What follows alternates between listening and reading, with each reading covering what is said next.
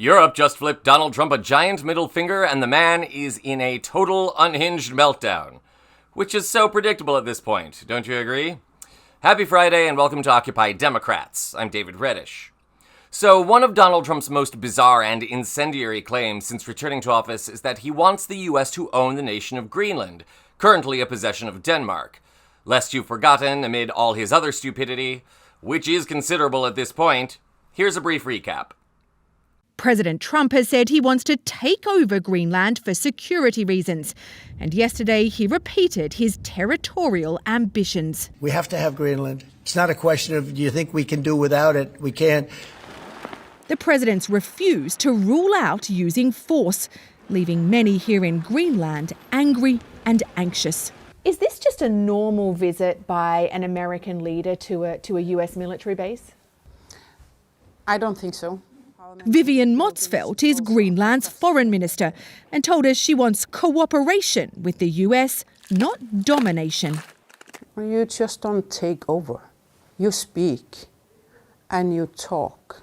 That's all politics is about. Sounds like you're saying you want respect. We want respect, yes, of course. I mean, it's 3 times the size of Texas. Trump's supporters are rare here, but one of them is Jorgen Boesen, a bricklayer. I ordered it on the internet. He believes what President Trump really wants is a deal to build more military bases in Greenland. The lust over Greenland, of all places, from the Trump administration has led to a massive explosion of anti-American sentiment there. What was supposed to be a tour of the country by Usha Vance, wife of Vice President J.D. Vance, ended up being a brief tour of a U.S. military base, with J.D. accompanying her due to an outcry of public anger. But then again, who in the world wants to hang out with J.D. Vance at this point? Pope of Trash John Waters would find the idea nauseating. And wait until you hear what has Trump nauseous this time. I digress. Trump has his heart set on owning Greenland for 3 main reasons. For one, he thinks the United States should return to its imperial mindset, conquering territory and expanding where possible despite the obvious bloodshed that would entail. He also wants to access Greenland's resources, in particular, rare earth minerals, oil, and gas that have been uncovered by receding glaciers. The melting glaciers have also opened up new shipping routes to other parts of the globe. The irony to all of this, of course, is that the United States has had long a military presence in Greenland, with access to those shipping routes and minerals as well. Trump's saber-rattling, however, has endangered them. Numerous outlets, including Newsweek, now report that in response to Trump's, shall we say, negotiation skills, Greenland has inked a major trade deal with the European Union, offering those mineral deposits to a French-based company. The deal will also make it more difficult for the U.S. to access those same resources. But that's not the big bombshell here. Newsweek tried reaching the White House for comment, but had received no response.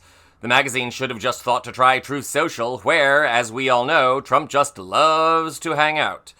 And true to form, he had a massive meltdown there this morning. Taking to Truth Social, Trump posted this fevered rant about the evils of the EU. We're not going to read the whole thing here for fear of giving our audience stupid. The important bits to note are that Trump claims the EU was established to hurt American trade, which is not true. It was formed to ease commerce in Europe between European nations, and that he is recommending a 25% tariff on EU goods. So hold on a minute. The man who has been slapping countries with needless tariffs left and right for the past 3 months is now recommending a tariff? Who's he recommending it to? The rest of the world? The Congress? He knows he doesn't need to go through Congress to set a tariff, or at least he did. Is this another sign of his cognitive decay? I mean, just this week, he walked into a wall in front of a bunch of reporters. Big hug. Thank you very much, everybody. Thank you, Mr. Mayor. See what I mean? The man is not well. And now his slimy grifter attitude and Fox News rhetoric are costing the United States important trade partners, even as a budget bill, which will cut taxes to the wealthiest 0.1% of Americans and massively expand the deficit, has passed the House. Message to the Senate.